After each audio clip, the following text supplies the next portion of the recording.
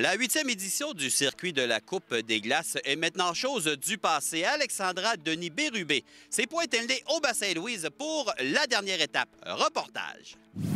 La passion de la course sur glace anime 5 femmes de chez nous. Voici l'équipe du Georges V.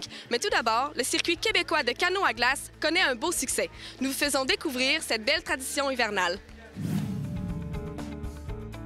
Ça travaillait d'arrache-pied au bassin Louise à l'aube de la dernière étape du circuit de canot à glace. Voici quelques explications sur la course. En fait, la course d'aujourd'hui, c'est la grande finale du circuit qui comptait 6 courses. Il appelle la course marathon. C'est vraiment long. C'est 5 allers-retours, jusqu'à 5 allers-retours pour la classe élite homme, donc 10 traversées Québec-Lévis.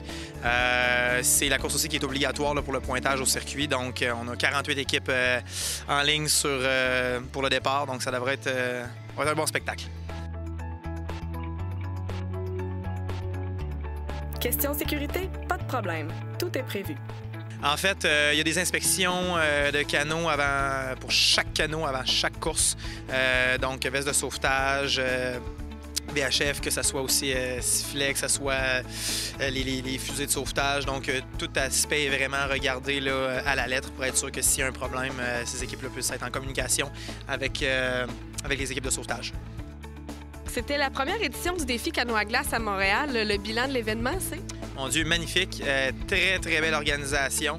Après une période d'absence de plus de 20 ans, là, sont revenus en force. Ils ont assisté à toutes les courses, aux 4 premières courses avant eux pour se préparer les détails, voir un peu ce que les Canadiens avaient besoin. Ils sont arrivés extrêmement prêts, puis ça donne un très, très beau spectacle. Dans le Vieux-Port, c'est vraiment une course de proximité. On est capable de les voir là, pratiquement partout sur le trajet.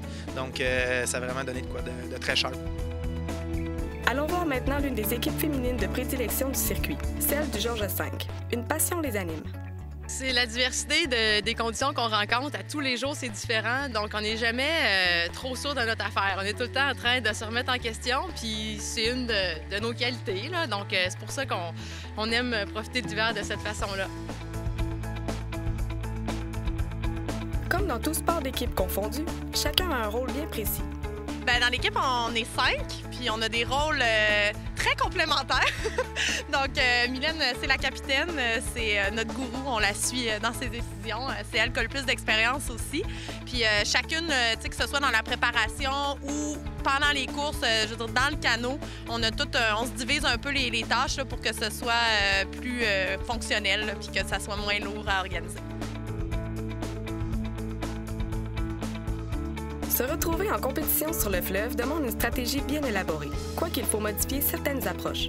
On va zioter au bout du quai les conditions avec des jumelles, et puis on se concerte. Et puis, c'est sûr que la veille aussi, on regarde les températures pour cirer le canot en fonction de la température de la course. Ça fait partie de la stratégie. On ne peut pas révéler tous nos secrets non plus, là, notre cirage. Mais puis finalement, je pense que c'est surtout la capitaine pendant la course qui, selon les conditions, décide la ligne. Et le rôle du reste de l'équipe, c'est de la suivre entièrement. On se fait une stratégie de base, mais là, quand on arrive dans la course puis qu'on voit des équipes qui nous dépassent ou qui nous menacent ou des conditions exceptionnelles, c'est sûr que des fois, en cours de route, on est toujours en train de se réajuster. Pour l'équipe du Georges V, elles sont de retour en force cette année après une sabbatique en 2012.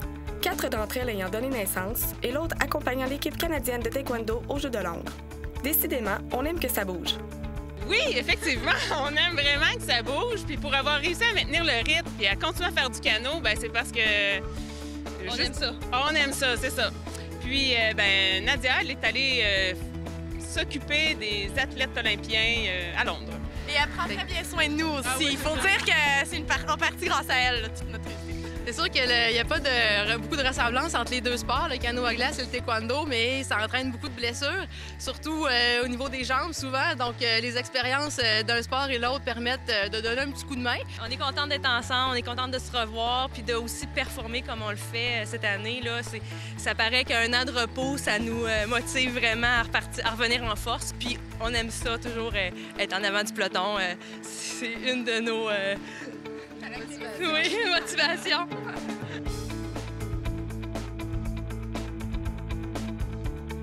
Revenir au canot à glace, surtout après un accouchement, c'est une très bonne manière de se remettre en forme et perdre les plusieurs kilos en trop.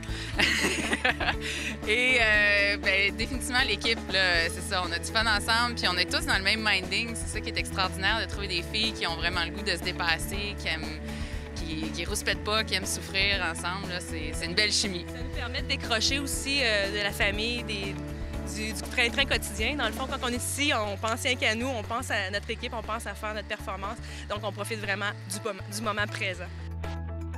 Bravo les filles pour une saison remarquable, première au classement général. Finalement, à quoi pourrait ressembler la suite de ce circuit?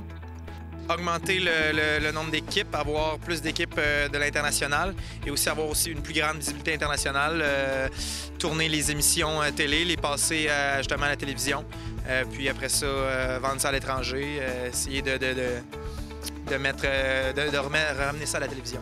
Ça s'adresse à toutes les personnes qui s'intéressent au sport extrême québécois, qui aiment une journée de fin de semaine, venir voir un peu qu'est-ce qui se passe en ville. C'est vraiment très, très impressionnant.